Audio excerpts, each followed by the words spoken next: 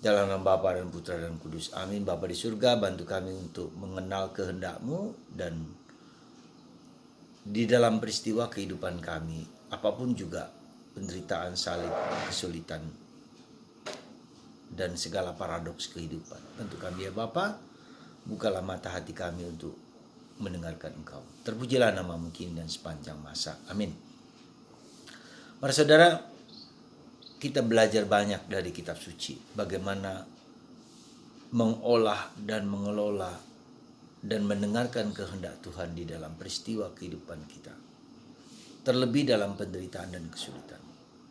Saya mengajak Anda untuk belajar dari Yusuf, anak Yakub. Bagaimana hari ini dia berjumpa dengan saudara-saudaranya yang menjual dia, yang iri pada dia, dan mengira bahwa dia telah mati dan melaporkan kematian si Yusuf ini kepada ayahnya Yakub. Tetapi Yakub tidak percaya bahwa anaknya mati. Maka ketika Yusuf mengalami penderitaan dan salib, diperlakukan dengan kejam oleh saudara-saudaranya sendiri yang karena iri. Dia dijadikan budak di Mesir. Bahkan dia dalam tanda petik mau digunakan atau diperkosa oleh istri Potifar. Tapi karena istri Potifar pandai, lalu dia dimasukkan ke penjara. Dituduh dialah yang suka dengan istri Potifar. Ya.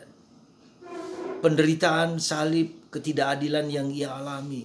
Kemudian ketika di penjara, kita tahu pasti penjara bukanlah yang gampang, bukan yang mudah, bukan yang enak.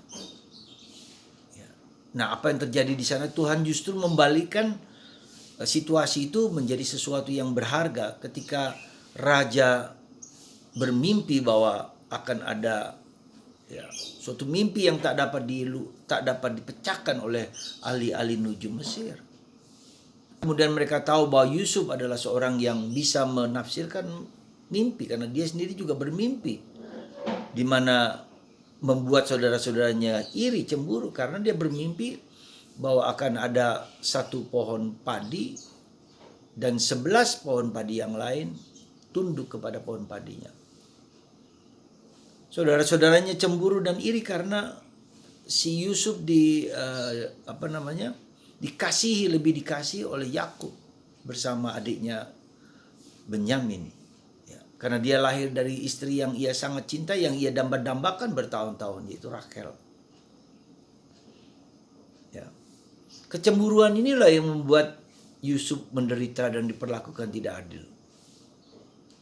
Tetapi kita bisa melihat saat ini, hari-hari ini dalam bacaan kita bisa melihat bagaimana kemudian Yusuf yang bisa menerjemahkan dan menafsirkan mimpi raja, maka dia dijadikan Perdana Menteri untuk mempersiapkan lumbung-lumbung padi, lumbung-lumbung makanan di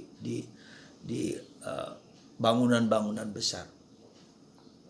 Dan ketika ada masa paceklik, masa kemarau panjang, maka dari lumbung itu mereka mendapatkan makanan kepada rakyat Mesir, termasuk saudara-saudara dari Kanaannya. Dan disitulah perjumpaan yang menarik sekali. Ya, ketika mereka datang dan Yusuf tahu bahwa bahasa mereka karena dia berasal dari sana. Yusuf menangis karena lukanya di masa lalu dibongkar kembali, diperlihatkan kembali. Tapi kemudian Yusuf mampu untuk mengatasi problem itu, problem sakit hati, dendam dan kemarahan itu. Ya.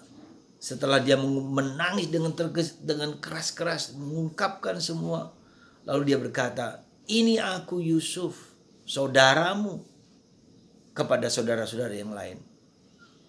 Dan tentu saja saudara-saudara yang lain bertakut, gemetar karena seorang Perdana Menteri dengan seorang orang Yahudi. Dan Yusuf mengatakan, mendekatlah. Jangan salahkan siapapun, karena Tuhan mengendaki ini semua terjadi supaya kalian diselamatkan. Jadi inilah yang saya sebut dengan berteologi. Yusuf mampu berteologi bahwa penderitaan, salib, kesulitan yang dia alami, yang berat itu pun karena dikehendaki Tuhan demi keselamatan kita manusia. Persis seperti dikatakan oleh surat Paulus kepada umat di Roma. Segala sesuatu berguna bagi orang yang mencintai Tuhan. Ya, dan itu terjadi. Maka kemudian dipulihkanlah ya saudara-saudara Yusuf dan akhirnya ayahnya juga kemudian dibawa ke Mesir dan hidup di Mesir beratusan tahun. Yang kemudian kita tahu mereka kemudian ditarik dari Mesir menuju ke Tanah Suci. Yaitu oleh Musa kembali.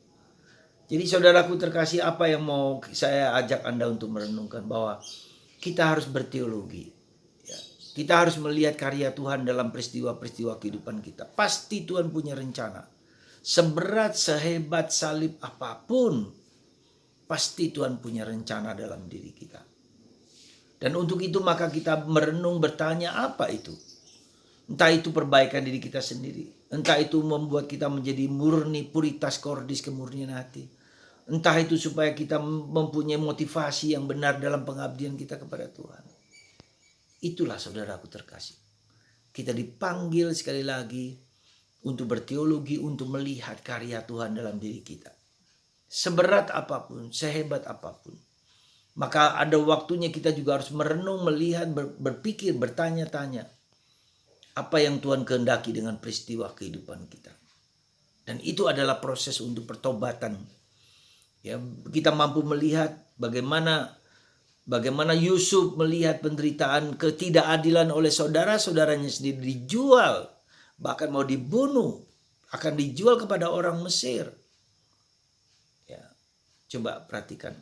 Berapa banyak ketidakadilan yang Anda alami lewat saudara-saudari Anda, lewat siapapun.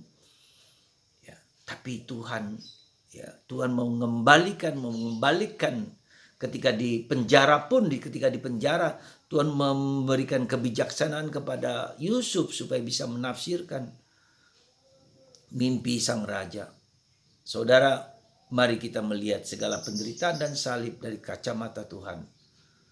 Semoga Anda dan saya dan kita semua berani menerima salib dengan melihat Tuhan, rencana Tuhan dalam diri kita. Semoga Tuhan memberkati Anda dan saya dan kita semua supaya kita mampu untuk menjalankan kehidupan dengan sebaik mungkin. Mengenal kehendak Tuhan, mempersembahkan hidup kita kepada Tuhan dan sesama. Tuhan berkati Anda semua, Bapa, Putra, dan Roh Kudus. Amin.